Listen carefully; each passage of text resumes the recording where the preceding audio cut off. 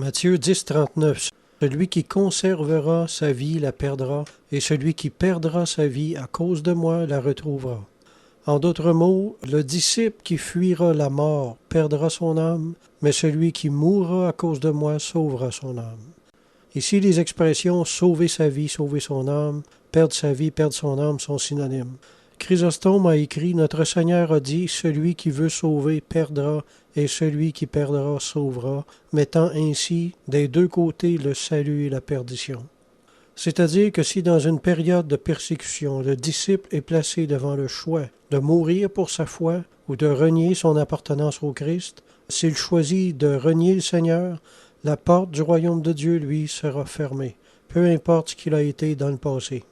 Au IIIe siècle, Origène a écrit « Ces paroles peuvent s'entendre de deux manières. Premièrement, si quelqu'un, par affection pour la vie présente, s'épargne dans la crainte de la mort, de cette manière il la perdra.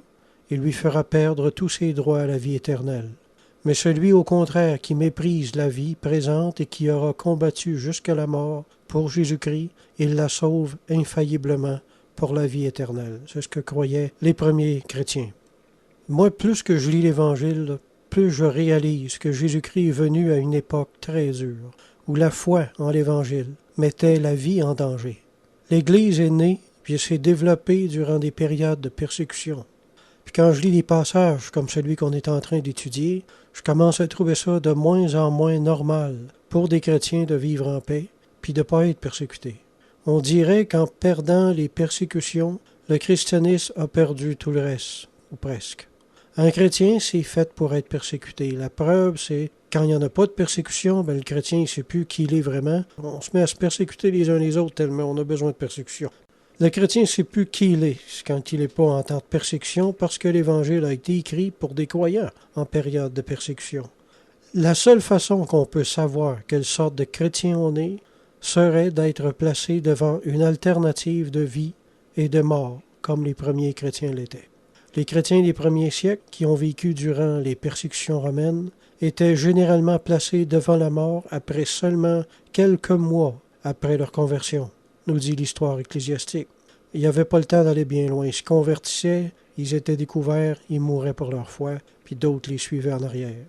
On peut remercier le Seigneur, je pense, pour chaque petite mise à l'épreuve quotidienne de notre foi.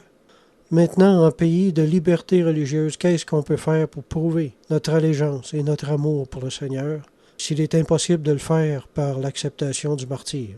Les martyrs entrent au paradis par une seule offrande totale de leur vie physique, en une seule fois.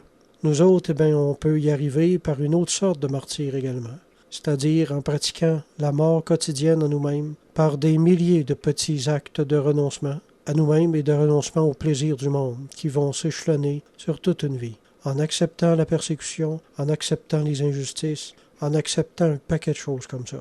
On porte notre croix, on meurt à nous-mêmes.